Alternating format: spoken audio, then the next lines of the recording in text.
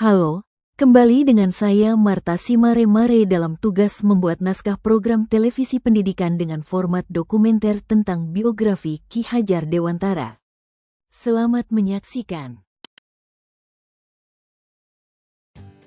Profil Ki Hajar Dewantara, Bapak Pendidikan Nasional.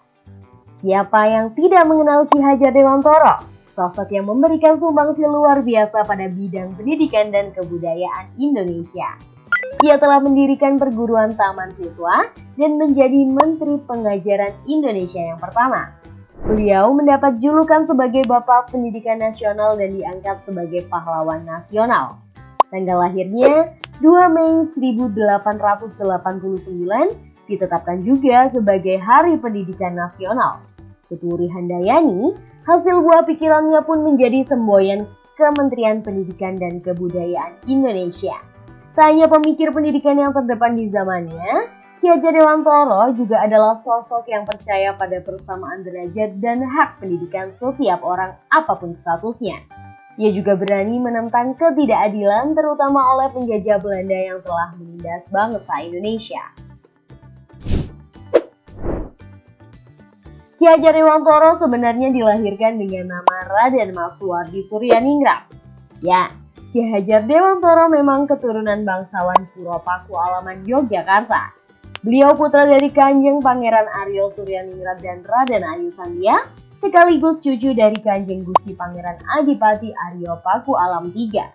Di usianya yang ke-40, beliau meninggalkan gelar Raden Mas dan mengganti namanya menjadi Ki Hajar Dewantara. Ki di sini adalah kata sapaan kepada orang tua atau guru laki-laki yang menjadi anutan. Sebagai keluarga bangsawan, Ki Hajar Dewantara mendapat kesempatan belajar di ELS atau Sekolah Dasar Belanda selama 7 tahun. Sesudah tamat sekolah dasar, beliau menerima tawaran beasiswa untuk menjadi mahasiswa Sofia, sekolah kedokteran di Jakarta. Setelah 5 tahun belajar di Sofia, beliau tidak dapat melanjutkan pendidikannya karena alasan kesehatan. Meskipun tidak berhasil menjadi dokter, Ki Hajar Dewantara masih memiliki ketertarikan lain yakni di bidang jurnalisme.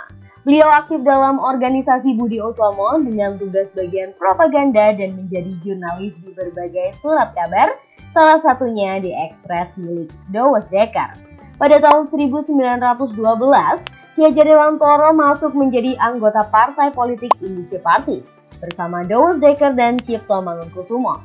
Ketiganya kemudian dijuluki sebagai Tiga Serangkai. Indonesia Partis memiliki tujuan untuk menyebarkan gagasan nasionalisme dan mengakhiri penjajahan. Pada tahun 1913, pemerintah Hindia Belanda berencana mengadakan peringatan 100 tahun kemerdekaan Belanda dari Perancis. Ki Hajar Dewantara bersama tokoh lainnya kemudian mendirikan Komite Bumi Putra untuk menentang peringatan 100 tahun tersebut. Peringatan itu dianggap telah menghina bangsa Indonesia karena merayakan kemerdekaan di tengah-tengah bangsa jajahannya. Bahkan hingga meminta sumbangan dana perayaan.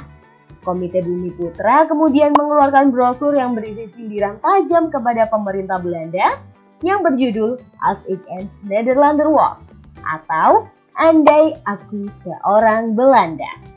Sindiran itu ditulis oleh Ki Hajar Dewantara yang pada akhirnya menjadi begitu terkenal dan menyebar ke berbagai kalangan. Karena tulisannya yang pedas itu, Ki Hajar Dewantara ditangkap dan diasingkan ke Belanda. Selama masa pengasingan, beliau tetap bertekad untuk melanjutkan perjuangannya. Beliau memperdalam ilmu pendidikan dengan mengikuti kursus hingga berhasil meraih akte guru Eropa dalam pendidikan pedagogi. Beliau juga mendirikan kantor berita Indonesisch Persbureau di Den Haag, Belanda. Kantor berita ini pun menjadi media untuk menyuarakan pergerakan nasional Indonesia.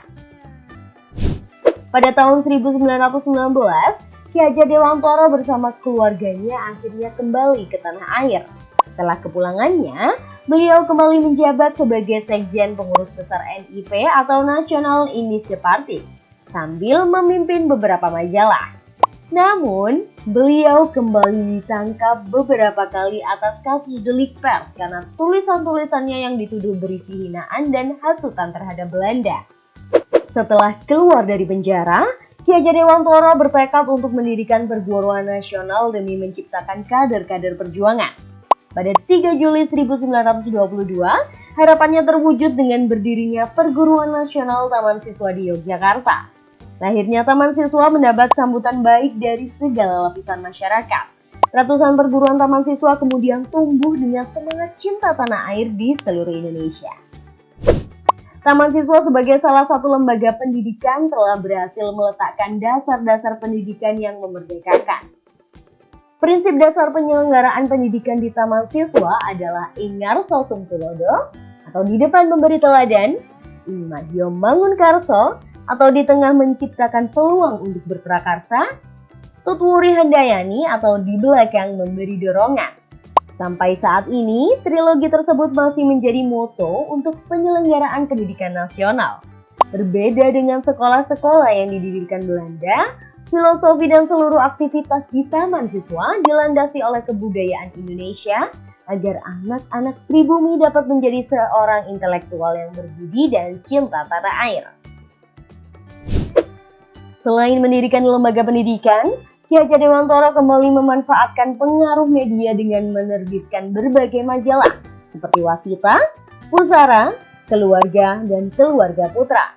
Sementara itu di bidang kesenian, Ki Hajar Dewantara mengarang buku notasi nyanyian daerah Jawa Sariswara dan menciptakan lagu atau gending Asmorodono Wasitarini. Dalam mempersiapkan kemerdekaan, Ki Hajar Dewantara ikut bergabung menjadi anggota BPUPKI dan PPKI. Tidak lama setelah kemerdekaan Indonesia, beliau diangkat menjadi Menteri Pengajaran yang pertama. Berkat kontribusinya juga, beliau menerima gelar kehormatan Dr. Honoris Causa dalam ilmu kebudayaan dari Universitas Gadjah Mada. Setelah puluhan tahun memimpin dan mengasuh perguruan taman siswa, Ki Hajar Dewantara akhirnya wafat di usianya yang ke-70 dan disemayamkan di Pendopo Agung Taman Siswa Yogyakarta. Beliau meninggalkan seorang istri dan 6 orang anak. Semua benda bersejarah, buku, surat, dan penghargaan peninggalan Ki Hajar Dewantara kini tersimpan di Museum Dewantara Kirtigria, Yogyakarta. Wah, Ki Hajar Dewantara diangkat menjadi pahlawan nasional pada tanggal 28 November tahun 1959 oleh Presiden Soekarno melalui Surat Keputusan Presiden Republik Indonesia No. 305 tahun 1959. Ia dikenal sebagai Bapak Pendidikan Indonesia karena perjuangannya dalam dunia pendidikan, khususnya dalam memperjuangkan kesetaraan pendidikan bagi semua anak bangsa.